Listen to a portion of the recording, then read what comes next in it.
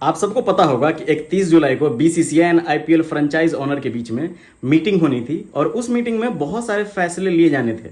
बड़े बड़े फैसलों के ऊपर बात करना था, रिटेंशन से लेकर के right to match, impact player rule, fees, foreign player, mega auction कब होना है, सारी चीजों के ऊपर बात हुई। तो चलो जानते हैं कि इस मीटिंग में क्या क्या फैसला लिया गया, कौन से डिसीजंस के ऊपर मुहर लग गया और कौन सा रूल आईपीएल से हट गया है जो 2025 में देखने को नहीं मिलेगा। इस मीटिंग में बीसीसीआई मेंबर्स के अलावा KKR owner Shahrukh Khan, SRK owner Kavya Maran, RR owner Manoj Badale and Ranjit Barthakur, DC owner Kiran Gandhi and Parth Jindal, CSK owner Rupa Gurunath and Kasi Viswanathan, RCB owner Prathmesh Mishra and Rajesh Menon, LSG owner Sanjiv Goenka and Shashwat Goenka, Punjab owner Ness Wadia, GT CVC partner Amit Soni and MI owner Akash Ambani मौजूद थे। इस मीटिंग में वैसे बहुत फैसले लिए जाने थे, न सिर्फ 2025 आईपीएल को लेकर के बट फ्यूचर में जो आईपीएल होने वाला है उस सब को भी लेकर के लिया जाना था, क्योंकि 2025 में ही मेगा ऑक्शन होना है जो हर 3 साल पे आता है।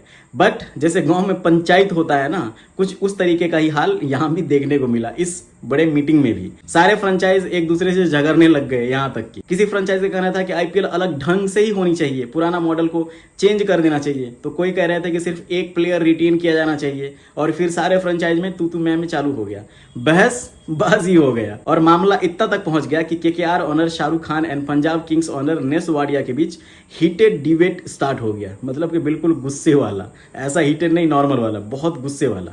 और लास्ट में मीटिंग कैंसिल भी करनी पड़ी एंड लास्ट में बीसीसीआई किसी मुद्दे पे मुहर नहीं लगा पाई क्योंकि सारे फ्रेंचाइज का डिमांड ही अलग अलग था। अब ये जो डिस्कशन हुआ उसको बीसीसीआई आईपीएल गवर्निंग काउंसिल के पास लेके जाएंगे, फिर से इस मॉडल के ऊपर डिस्कस करेंगे, फिर फाइनल वो करेंगे कि इसके ऊपर हमें क्या करना है। अब देखते हैं कि किस फ्रेंचाइज की क्या मांग थी कि आपस में सब लड़ पड़े। केकेआर एंड एसआरएच का डिमांड था कि 8 से 10 प्लेयर रिटेन करने की पॉलिसी बनाई जाए, क्योंकि हम एक प्लेयर को बहुत टाइम लगा करके उसको तैयार करते हैं, फिर हर 3 साल पे उसे मेगा ऑक्शन में छोड़ना पड़ता है, जिससे तैयार किए हुए प्लेयर का मेन फायदा हम उठा ही नहीं पाते हैं, कोई और टीम फायदा उठा लेती है। इसीलिए उनका कहना था कि 8-10 प्लेयर को अगर हम रिटेन करेंगे, अगर ये पॉलिसी हो जाएगी तो टीम का कॉम्बिनेशन गड़बड़ नहीं होगा। वहीं दूसरे फ्रेंचाइज इससे खुश नहीं थे और कुछ फ्रेंचाइज का कहना था कि 6 प्लेयर रिटेंशन वाला रूल होना चाहिए, तो किसी का कहना था 4 से 5 होना चाहिए। और खास करके दिल्ली कैपिटल का कहना था कि पहले जैसे ही रिटेंशन का रूल रहना चाहिए और ओरिजिनल ऑक्शन पे ही स्टिक रहने चाहिए, ताकि फ्रेंचाइज को न्यू प्लेयर्स बाय करने का मौका मिलेगा और न्यू टीम बनाने का मौका मिलेगा। और दिल्ली कैपिटल 3 साल में ही मेगा ऑक्शन भी चाहते हैं, 5 साल वाली मेगा ऑक्शन को लेकर के वो राजी नहीं है। और बाकी कुछ और फ्रेंचाइज भी कोई 5 साल तो कोई 3 साल वाले ऑक्शन चाहते हैं। जब मीटिंग खत्म हुई तब भी डीसी खुश नहीं थे और बोले कि इस मीटिंग से तो कोई फायदा ही नहीं हुआ, कुछ रियल आउटकम ही नहीं निकल पाया। इम्पैक्ट प्लेयर के ऊपर कुछ फ्रेंचाइज खुश हैं तो कुछ हटाने का डिमांड किए हैं। जैसे कि डीसी का डिमांड है कि इम्पैक्ट प्लेयर रूल हटाया जाए। रोहित शर्मा ने कहा था कि इम्पैक्ट प्लेयर रूल की वजह से टीम में जो बड़े प्लेयर होते हैं उसको सफर करना पड़ता है और कभी कभी उनको फील्डिंग के टाइम पे बैठना पड़ता है। आपने पिछले साल देखा होगा, पिछले साल क्या इसी साल 2024 में बहुत बार रोहित शर्मा बैठे हुए थे इम्पैक्ट प्लेयर रूल के वजह से। तो उनका कहना था कि इससे ऑलराउंडर भी गड़बड़ होता है, उनका भी सही से यूज नहीं हो पाता, तो इम्पैक्ट प्लेयर रूल हटना चाहिए।